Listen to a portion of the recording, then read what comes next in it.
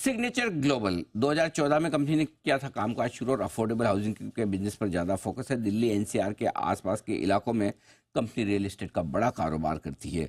नतीजे आए थे कल और मैं आपको बता दूं, आय में रही 1.5% की कमी, कामकाजी मुनाफा 40% घटा है, मार्जिन में कमी आती दिखी है 4.5% की, घटकर 2.25% के आसपास रहे। हाँ, मुनाफा जरूर 7.5 करोड़ से बढ़कर 41 करोड़ तक पहुंचा है, उसमें अदर इनकम का कुछ कंट्रीब्यूशन है। तो ये सारे नंबर से पहले तो ऑपरेशनल नंबर पे बात करेंगे और फिर अगला साल पूरा ये वित्त वर्ष 2025 कितना मजबूत रह सकता है, उसके लिए आगे क्या कुछ है उस पर भी बात करेंगे। लेकिन उससे पहले आइए मुलाकात करते हैं कंपनी के चेयरमैन और whole time director Pradeep Kumar Agarwal साहब हमारे साथ कार्यक्रम में शामिल हो रहे हैं। 2017 से कंपनी के बोर्ड पर डायरेक्टर हैं। रियल एस्टेट सेक्टर में सरका 8 साल से ज़्यादा का अनुभव है। अग्रवाल साहब, बहुत बहुत स्वागत है आपका, धन्यवाद हमें समय देने के लिए। क्या वजह है सर, रेवेन्यू एकदम फ्लैट रहा है, बढ़कर नहीं आया इस तिमाही में? क्या कुछ बुकिंग्स कम की है आपने अकाउंटिंग के हिसाब से? नमस्कार अनिल जी, पहले तो बहुत बहुत धन्यवाद आपका शो पे बुलाने के लिए। Thank you sir. बिल्कुल आपने ठीक कहा, जो रेवेन्यू रिकग्निशन है वो कम होने के कुछ फंडामेंटल रीजन है। कुछ तो हमें ओसी कम रिसीव हुए हैं, और अगर एक दूसरी फंडामेंटल बात देखें तो इस साल में जो एनजीटी के जो टाइम पे बैन लगते रहे, उससे लगभग 3 से 4 महीने हमारे जो प्रोजेक्ट्स थे वो कहीं ना कहीं डिले हुए। इसका एक बहुत फंडामेंटल हमारे जो रेवेन्यू था उसके ऊपर फर्क पड़ा। एंड जैसा कि अगर इस करंट ईयर की मैं बात करूं तो मैं उम्मीद कर रहा हूं, इस बार हमने गाइडेंस भी दी है, लगभग 3800 करोड़ रुपए का रेवेन्यू रिकग्निशन हम इस करंट ईयर में करने वाले हैं। क्योंकि रियल एस्टेट बिजनेस ऐसा है कि जिसके अंदर ओसी पे डिपेंडेंट होते हैं आप, कि अगर वो आपका रिकॉग्नाइज होता है तभी आप उसे बैलेंस शीट पे ला सकते हैं। तो क्वाइट होपफुल कि इस साल के अंदर जो करंट FY25 है, इसमें लगभग 3800 करोड़ रुपए का जो रेवेन्यू रिकग्निशन है वो हम लोग करने वाले हैं। बिल्कुल, पिछली बार आपने नतीजों के वक्त बताया भी था कि जिन जिन प्रोजेक्ट्स में आपको ओसी मिल जाती है उनका रेवेन्यू आप ले लेते हैं, अंडर कंस्ट्रक्शन प्रोजेक्ट्स को तब तक आप रेवेन्यू में नहीं गिनते हैं। तो इस वजह से तो आप ये कह रहे हैं कि 3800 करोड़ का रेवेन्यू आप 2025 वित्त वर्ष में आप बुक कर पाएंगे। 2024 में कितना रहा है रेवेन्यू अंदाज, वो एक बताएं तो उससे एक हमें आइडिया लगेगा कि कितनी ग्रोथ रेवेन्यू में देखने को मिल सकती है। राइट, तो 2024 में ये जो रेवेन्यू है ये लगभग 1200 करोड़ रुपए से कुछ ज्यादा है, जो इससे पिछले ईयर में 2023 में 1500 करोड़ था।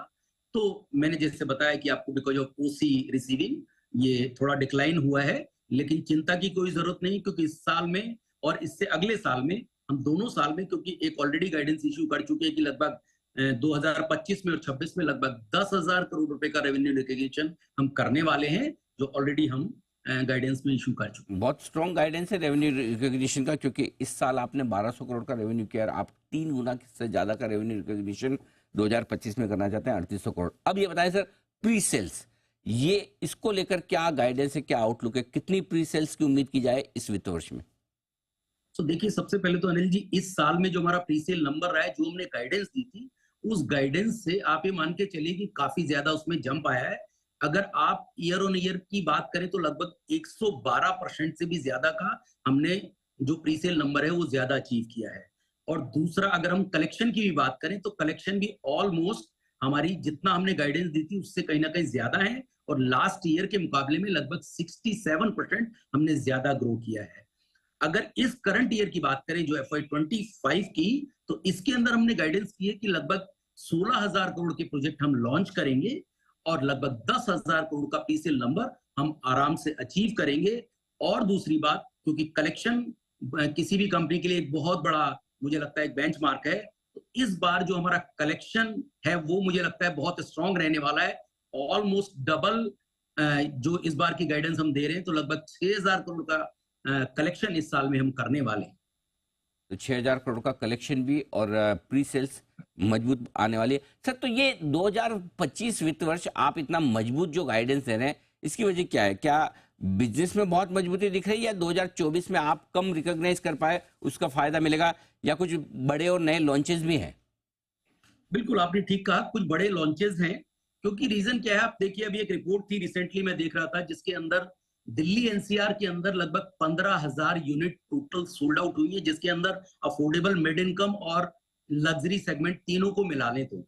अगर मुंबई की बात करें तो लगभग 42,000 से भी ज्यादा यूनिट वहां पे सोल्ड आउट हुई है। तो मुझे लगता है ये सप्लाई कंस्ट्रेंट सिचुएशन है, ऑलरेडी जो हमारी फोर्थ कमिंग इन्वेंट्री है वो बहुत स्ट्रांग है। तो इस बार मुझे लग रहा है कि जो लगभग 16,000 करोड़ का जो हम नंबर लॉन्च करने वाले हैं उसमें से आराम से 10,000 करोड़ का नंबर अचीव कर लेंगे, जो कि एक बहुत बड़ा नंबर है किसी भी कंपनी के लिए। लेकिन फिर भी हम बहुत क्वाइट होपफुल है कि इस साल 7,200-300 करोड़ का नंबर हमने अचीव किया है, तो 10,000 प्लस का नंबर हम आराम से अचीव कर पाए। ओके। आपके कंपनी पर जो कर्ज है उसमें थोड़ी बढ़ोतरी हमें दिखी तीसरी तिमाही में, 845 करोड़ से 1160 करोड़ पहुंचा था। ये बताएं सर अब कितना है और आगे इस नए वित्त वर्ष में क्या प्लान है कर्ज को लेकर आपका? देखिए, एक तो हमने बहुत सिंपल गाइडेंस इसके अंदर दी कि जितना भी ऑपरेटिंग सरप्लस हमारा होगा उसका 0.5 से ज्यादा हम डेट इंक्रीज नहीं करेंगे। इस साल हमारा जो ऑपरेटिंग सरप्लस था वो 1,000 करोड़ से कुछ ज्यादा था, और हमने एक टाइम की गाइडेंस दी थी लगभग हम 1100 करोड़ 1150 करोड़ का नेट डेट अभी हमारा चल रहा है। इस साल क्योंकि कलेक्शन स्ट्रांग है तो हमने वहां पर जो गाइडेंस है वो उसको 0.5 कर दिया है कि इस बार जो हमारा जितना भी नेट डेट रहने वाला है वो 0.5 से ज्यादा ऑपरेटिंग सरप्लस से ज्यादा नहीं रहने वाला। परफेक्ट। अच्छा, अग्रवाल साहब, जैसा मैं देख रहा हूँ कि आप बड़ा स्ट्रॉन्ग गाइडेंस आप अगले वित्त वर्ष के लिए दे रहे हैं और इस वित्त वर्ष में भी आपने टोटल 1200 करोड़ की सेल्स की, उसमें से 700 करोड़ तो इसी तिमाही से आया है। तो क्या फिर आपके कंपनी के नतीजों को तिमाही दर तिमाही देखने के बजाय क्या पूरे साल के नंबर से एक साथ देखना ज्यादा ठीक है, जिसमें कि आपकी अप्रूवल्स रिकॉग्निशन उसका एक ठीक ठाक अंदाजा मिल सके? बिल्कुल अनिल जी, ये जो बिजनेस है रियल एस्टेट का, ये बिजनेस है ही ऐसा कि इसे एनुअली देखना ज्यादा बेहतर है। ये बात अलग है कि इस साल जो हमारा है इस क्वार्टर ऑन क्वार्टर ही जो रिजल्ट्स है वो काफी ज्यादा बेहतर नजर आएंगे, क्योंकि जो 3800 करोड़ का रिकग्निशन है वो क्वार्टर ऑन क्वार्टर बेसिस के ऊपर मैं मान के चल रहा हूँ काफी अच्छे नंबर हर क्वार्टर में ही आपको दिखाई देंगे। लेकिन ऑफ कोर्स किसी भी रियल एस्टेट कंपनी को देखे तो एनुअली देखना मुझे लगता है ज्यादा बेहतर सिचुएशन बताता है। ठीक बात है सर। तो जब साल दर साल देखना, पूरे साल का देखना ज़्यादा बेहतर है। तो नए वित्त वर्ष के लिए और वित्त वर्ष 2025 के लिए आपको बहुत बहुत शुभकामनाएं भी। उम्मीद करें कि दमदार परफॉर्मेंस कंपनी की और आगे बढ़ती रहे। जो गाइडेंस आपने बड़े मजबूत सेट किए हैं आप उससे ज़्यादा बेहतर प्रदर्शन कर पाएँ। अग्रवाल साहब बहुत बहुत धन्यवाद हमें समय देने के लिए और अपने नतीजों पर विस्तार से बातचीत करने के लिए।